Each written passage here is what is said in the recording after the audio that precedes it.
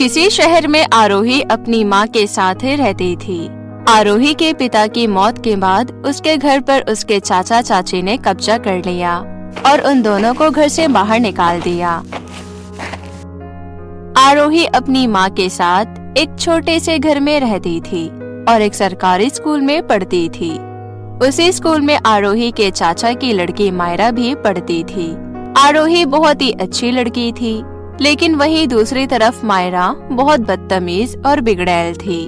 एक दिन स्कूल के लंच ब्रेक खत्म होने के बाद आरोही अपने क्लास में जा रही होती है। तभी कॉरिडोर में मायरा अपने दोस्तों के साथ खड़ी रहती है और आरोही को देखकर बोलती है, रिया, पता है ये आरोही और इसकी मम्मी एक नंबर की चोर है।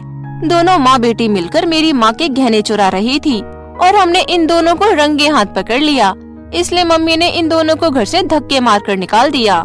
आरोही को ये सब सुनकर बहुत गुस्सा आता है और वो मायरा को जोरदार तमाचा लगा देती है। खबरदार, जो तुमने मेरी माँ के बारे में कुछ भी बोला।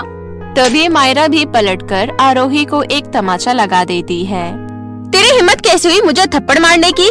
देखा ना तुम सबने, इसकी असलियत यहाँ बता दी तो इसको कैसी मिर्ची लग गई।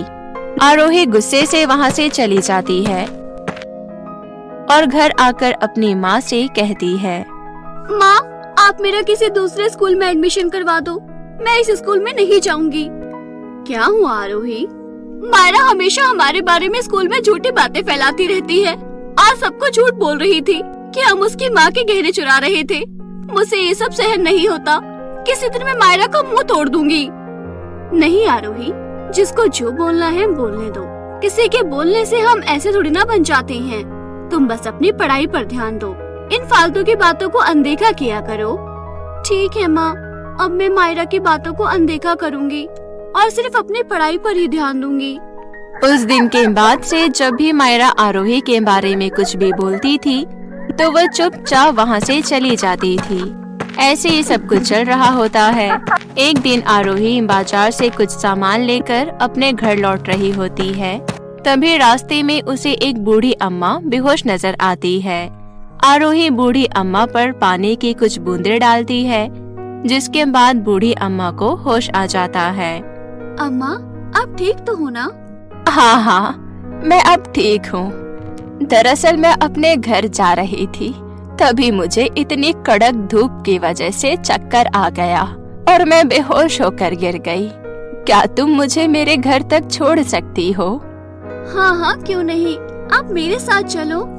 आरोही बूढ़ी अम्मा का हाथ पकड़कर उन्हें उनके घर तक ले जाती है।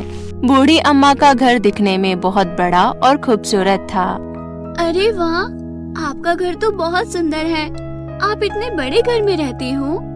हाँ बेटी, ये मेरा ही घर है। आपके साथ और कौन कौन रहता है? मैं यहाँ अकेली रहती हूँ। मेरे बेटे बहू विदेश में रहते हैं और मेरे साथ यहाँ मेरी पोती रहती है। अभी वो ट्यूशन गई हुई है। तभी बूढ़ी अम्मा की पोती आरजू वहाँ आ जाती है। अम्मा आरजू को आरोही के बारे में बताती है। तुमने मेरी दादी की जान बचाई आरोही, तुम्हारा बहुत बहुत शुक्रिया। आज से हम दोनों दोस्त हैं। ठीक है, ये तो बहुत अच्छी बात है। वैसे भी मेरा कोई दोस्त नहीं था और अब तुम मेरी दोस्त बन गई हो। कल मेरा जन्मदिन है और तुम मेरी जन्मदिन की पार्टी में जरूर आना। आरोही बहुत खुश होती है और वहाँ से चली जाती है। अगले दिन आरोही आरजू की जन्मदिन पार्टी में आती है। आरजू आरोही से कहती है, आरोही, मैं अपने जन्मदिन के लिए कपड़े खरीदने गई थी, तभी मैंने तुम्हारे लिए भी एक गाउन ले लिया था। मैं चाहती हूँ कि तुम मेरी जन्मदिन की पार्टी में ये वाला गाउन पहनो। आरोही गाउन को देखकर बहुत खुश होती है और गाउन पहन लेती है। गाउन पहनकर आरोही बहुत खूबसूरत लग रही थी। उसके बाद जन्मदिन पार्टी शुरू हो जाती है। तभी आरोही आरजू से कहती है, आरजू, मुझे वॉशरूम जाना है। कहाँ है वॉशरूम? आरजू आरोही को वॉशरूम के पास छोड़कर आ जाती है। वॉशरूम से निकलने के बाद आरोही को आरजू का कमरा नजर आता है। आरोही आरजू के कमरे में जाती है। अरे वाह, कितना बड़ा कमरा है। इतने में तो मेरा पूरा घर आ जाता है। तभी आरोही की नजर बेड पर रखी एक सुनहरे गाउन पर जाती है। अरे ये गाउन तो कितना सुंदर है, ये तो सोने का गाउन लग रहा है। तभी वहाँ पर आरजू आ जाती है।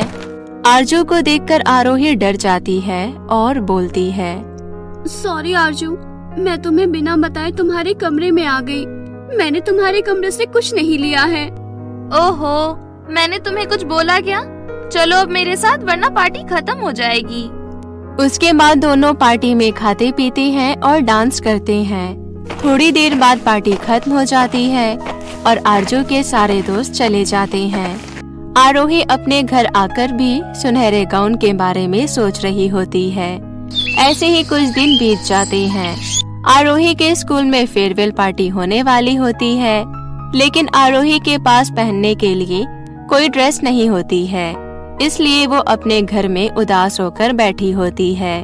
तभी आरजू आती है और आरोही से कहती है, क्या हुआ आरोही, तुम उदास क्यों हो? आरजू, मेरे स्कूल में फेयरवेल पार्टी है, लेकिन मेरे पास पहनने के लिए कोई भी ड्रेस नहीं है। मेरा फेयरवेल पार्टी में जाने का बहुत मन कर रहा है, लेकिन लगता है ड्रेस की वजह से नहीं जा पाऊंगी। ओहो, तो इसमें इतना परेशान होने वाली क्या बात है? मुझे पता है कि तुम्हें मेरे कमरे में रखा हुआ गाउन बहुत अच्छा लगा था, इसलिए अपने फेयरवेल पार्टी में तुम मेरा वही वाला गाउन पहनकर चली जाना। आरजू की बात सुनकर आरोही बहुत खुश होती है। उसके बाद आरोही आरजू के साथ उसके घर जाती है और गाउन लेकर अपने घर वापस आ जाती है। अगले दिन आरोही आरजू का गाउन पहनकर फेयरवेल पार्टी में जाती है। फेयरवेल पार्टी में सबसे सुंदर आरोही लग रही होती है। सबकी नजर आरोही पर ही टिकी हुई थी। फेयरवेल पार्टी एंजॉय करने के बाद आरोही वॉशरूम जाती है। तभी गलती से कील में फंसकर आरजू का गाउन फट जाता है। ये देखकर आरोही बहुत डर जाती है और रोते हुए अपनी माँ को सारी बातें बताती है। अरे आरोही, ये तूने क्या कर दिया? आरजू का इतना महंगा गाउन फाड़ दिया। अब हम उसे नया गाउन कहाँ से खरीद कर देंगे? तुझे क्या जरूरत थी आरजू से ड्रेस लेने की? इसी तरह उस दिन आरोही पूरी रात बहुत रोती है। तभी अगले दिन सुबह सुबह आरजू आरोही के घर आती है। आरजू को देखकर आरोही और उसकी माँ दोनों घबरा जाती है। उसके बाद आरोही आरजू को गाउन के बारे में सारी बातें बताती है। तभी आरोही आरजू का गाउन निकालती है और देखती है कि गाउन पूरी तरह से ठीक है और कहीं से भी नहीं फटा है। ये देखकर आरोही हैरान रह जाती है। ये कैसे हुआ? मैंने अपनी आंखों से देखा था कि ये गाउन फट चुका था, लेकिन अभी तो ये कहीं से नहीं फटा है। आरोही के इतना कहते ही आरजू परी में बदल जाती है। आरोही, मैं एक परी हूँ और वो बूढ़ी अम्मा एक जादूगरनी। कई सालों पहले मैं पृथ्वी लोक पर घूमने आई थी, तभी मेरी जादुई छड़ी कहीं खो गई और मैं परी लोक नहीं जा पाई। उस दिन से मैं उन्हीं जादूगरनी के साथ रहने लगी। जादूगरनी ने मुझे इतना प्यार दिया कि मुझे दोबारा कभी परी लोक जाने की इच्छा नहीं हुई और मैं उनके साथ हंसी खुशी रहने लगी। ये गाउन सुनहरी जादुई गाउन है। तुम बहुत अच्छी हो, इसलिए इस गाउन की असली हकदार तुम ही हो और आज से ये गाउन तुम्हारा हुआ। इतना कहकर आरजू परी वहाँ से चली जाती है। आरोही जादुई सुनहरी गाउन से एक बड़ा सा घर मांगती है और उसके बाद बहुत सारे पैसे, जिसके बाद आरोही ने अपनी माँ के लिए एक बहुत बड़ा फल का दुकान खोल लिया था। उस दिन से आरोही की माँ अपनी बड़ी सी फल की दुकान में काम करने लगी और दोनों हंसी खुशी रहने लगे। तभी एक दिन मायरा को जादुई सुनहरे गाउन के बारे में पता लग जाता है और वो चुपके से गाउन चुरा लेती है। हे जादुई गाउन, मुझे बहुत सारे पैसे और सोने के सिक्के दो। मायरा के इतना कहते ही जादुई गाउन में से सोने के सिक्के तो नहीं निकलते हैं, लेकिन झाड़ू और डंडे निकल जाते हैं और मायरा की खूब पिटाई करते हैं। मुझे माफ कर दो, मुझे कुछ नहीं चाहिए, अरे माफ कर दो। जादुई सुनहरी गाउन फिर से हवा में उड़कर आरोही के पास चली जाती है। उसके बाद से फिर से सब कुछ ठीक हो जाता है और आरोही अपनी माँ के साथ हंसी खुशी रहने लगती है।